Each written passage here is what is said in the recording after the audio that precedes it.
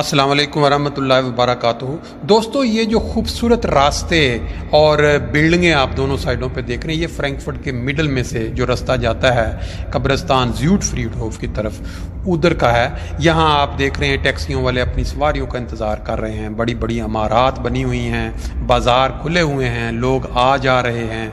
इसी तरह धूप जो चमक रही है, इसमें दरिया का मंजर अभी देखेंगे, बड़ा खूबसूरत नज़ारा पेश कर रहा है। ये ज़िंदगी का एक पहलू है जिसमें से आप हम सब जो ये वीडियो देखेंगे गुजर रहे हैं। लेकिन एक ज़िंदगी का पहलू वो है जहां अभी आप थोड़ी देर के बाद जाके नज़ारा देखेंगे, वो है कब्रिस्तान, जहां हम में से हर किसी ने एक दिन पहुंचना है, जिसकी तैयारी हमें हर वक्त करते रहें। ये देखें कितना खूबसूरत लग रहा है। हम खुशकिस्मत हैं कि अभी ज़िंदा हैं और ये नज़ारे इंजॉय कर रहे हैं। लेकिन वो लोग जो इस दुनिया से चले गए, उनके लिए दुआएं करना हमारा फ़र्ज़ है और उनको ज़हन में रख के अपने अमाल को बेहतर बनाना हमारा फ़र्ज़ है।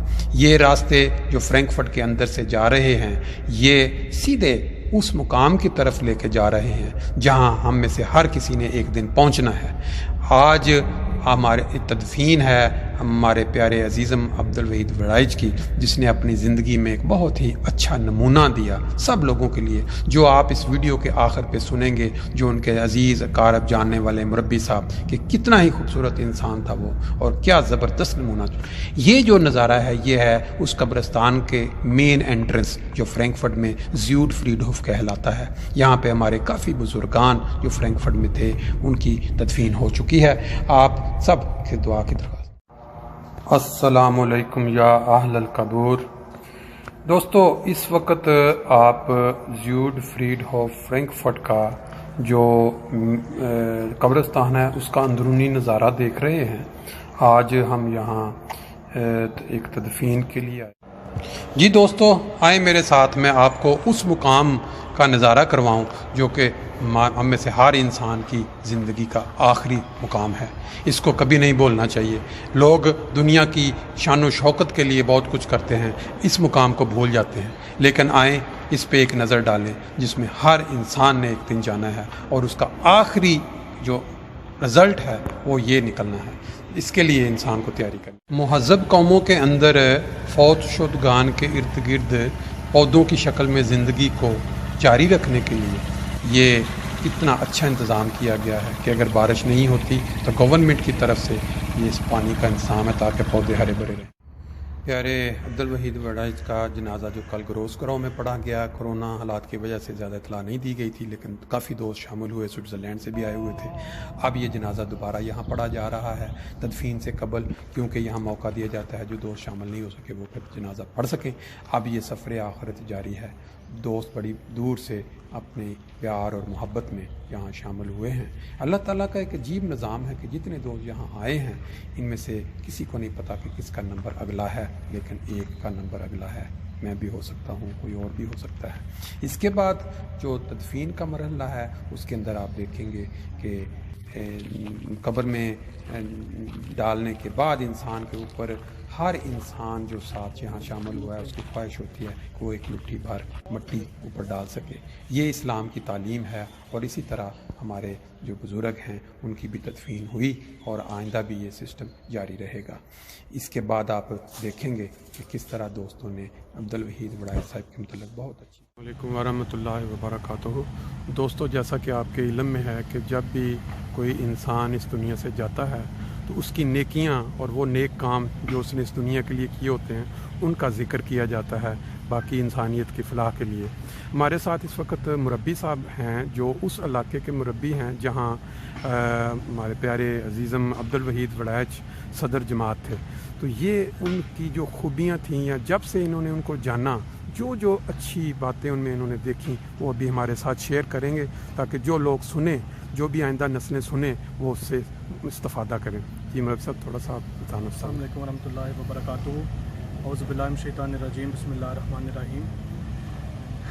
मुकर्रम अब्दुल वहीद वड़ाइच साहब बहुत खूबियों के मालिक थे, बहुत ही आला औसाफ थे उनके, और खाकसार का उनसे जो तारुफ़ है 2 साल कबल हुआ था, और जब से उनसे खाकसार का ताल्लुक़ हुआ, राब्ता हुआ और उनसे मुलाकातें हुई और उनको मैंने जाना, تو وہ بہت ہی پیار کرنے والے، ہمیشہ عزت سے پیش آنے والے انتہائی عاجز انسان تھے، اور کبھی لگا ہی نہیں کہ پہلی دفعہ ان سے ملتے ہیں، کیونکہ وہ ہر ایک کے ساتھ اتنا وارم ہو جاتے تھے کہ ایسے ہی محسوس ہوتا تھا کہ ہم تو ان کو بچپن سے ہی جانتے ہیں۔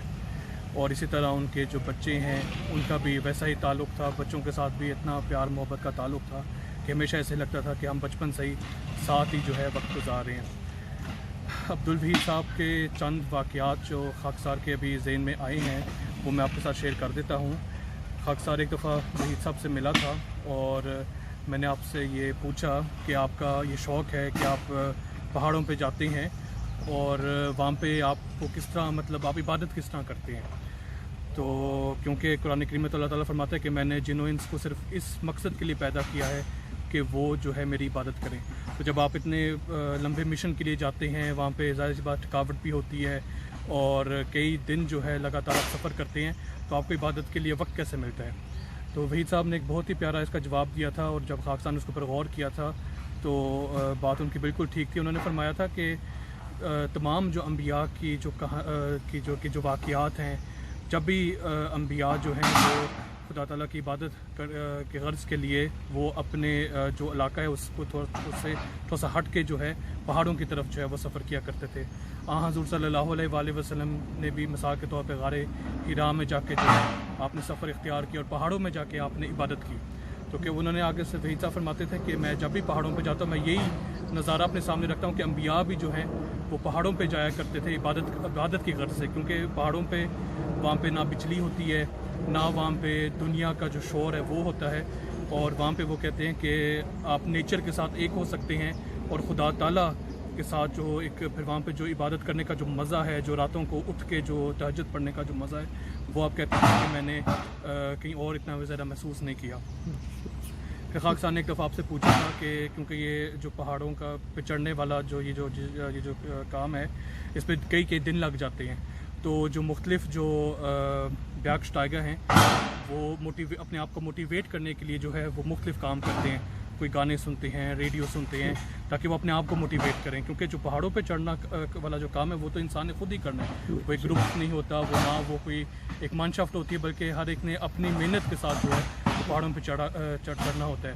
تو وحید صاحب نے مجھے فرمایا کہ میں نے حضرت مسیح موعود علیہ السلام کی جو کتب ہیں ان کو میں نے ڈاؤن لوڈ کی ہوئی ہیں، اور وہ جو میں جب بھی سفر میں جاتا ہوں تو میں حضرت مسیح موعود علیہ السلام کی جو کتب ہیں وہ ان کا مطلب وہ سنتا ہوں، ان پہ غور کرتا ہوں، اور ان سے مجھے موٹیویشن ملتی ہے۔ تو یہ چند واقعات تھے جو میں آپ کے سامنے رکھنا چاہتا ہوں۔ اللہ تعالیٰ سے دعا ہے کہ اللہ تعالیٰ عبدالوحید صاحب کے جو درجات ہیں بلند سے بلند کرتا چلا جائے، اور ان کے جو پسماندگان ہیں، ان کے جو لواحقین ہیں، ان کو جو ہے اللہ تعالیٰ صبر جمیل بھی جو ہے عطا فرمائے۔ ہمارے لیے بہت بڑا صدمہ ہے، لیکن ہم اللہ تعالیٰ کی رضا میں جو ہے راضی ہیں۔ اس شہادت میں یا اس وفات میں آپ دیکھیں گے کہ ان کی جو فیملی ہے، جو کمال صبر کا جو نمونہ انہوں نے دکھایا ہے، قابل دید ہے۔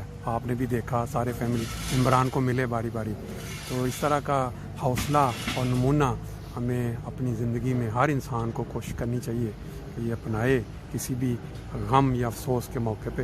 باقی وحید صاحب نے جو آپ کے ساتھ جماعتی خدمت کی، اس میں سے کوئی ایسا واقعہ جو آپ سمجھتے ہوں کہ واقعی کا بیان کرنے کے قابل؟ وحید صاحب جو ہیں وہ کوئی بھی کام جو ہے وہ ادھورا نہیں چھوڑتے تھے، اور جب بھی ان کے سپورٹ کوئی جماعتی خدمت ہوتی تھی تو وہ اس کی تہہ تک جاتے تھے۔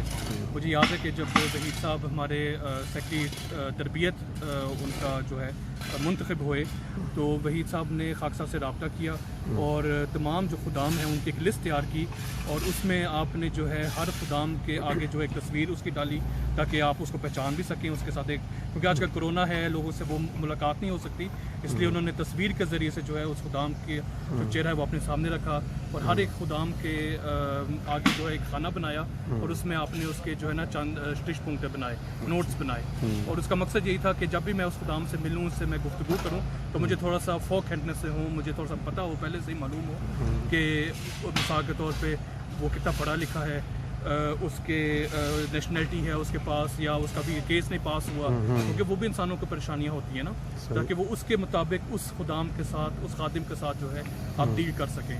تو یہ مطلب مجھے یاد ہے، اس کے ساتھ ساتھ آپ جو ہے بہت زیادہ مہمان نواز بھی تھے، جب بھی میں ان کی طرف جاتا ان کے گھر والے جو ہے بہت ہی اچھا جو ہے دعوت کا انتظام بھی کرتے، اور جب بھی خدا الحمدیہ کے تھرو ہم کہیں باہر جاتے تو وحید صاحب ہمیشہ پہل کرتے کہ میں نے جو ہے بل ادا کرنا ہے، اور ان کا ہر ایک خادم کے ساتھ، ہر طفل کے ساتھ جو ہے ایک ذاتی تعلق تھا۔ اور اسی طرح صدر جماعت بھی آپ جب مقرر ہوئے تو ہر ایک کے ساتھ فوراً ایک ذاتی رابطہ، ہر ایک کے ساتھ ایک دوستانہ تعلق، کبھی کسی کو محسوس نہیں کرنے دیا کہ آپ میرے سے چھوٹے ہیں یا آپ میرے سے بڑے ہیں، بلکہ ہر ایک کے ساتھ جب بھی ملتے ایسے کسی کے لیے وہ باپ کی حیثیت رکھتے تھے، کسی کے لیے وہ بیٹے کی طرح تھے، کسی کی طرح اچھے دوست کی طرح تھے۔ تو تمام خوبیاں جو ہیں ان میں پائی جاتی تھی۔ بس دعا ہے کہ اللہ تعالیٰ ہمیں بھی جو ہے ان کے نقش قدم پر چلنے کی توفیق عطا فرمائے۔ آمین، شکریہ جی۔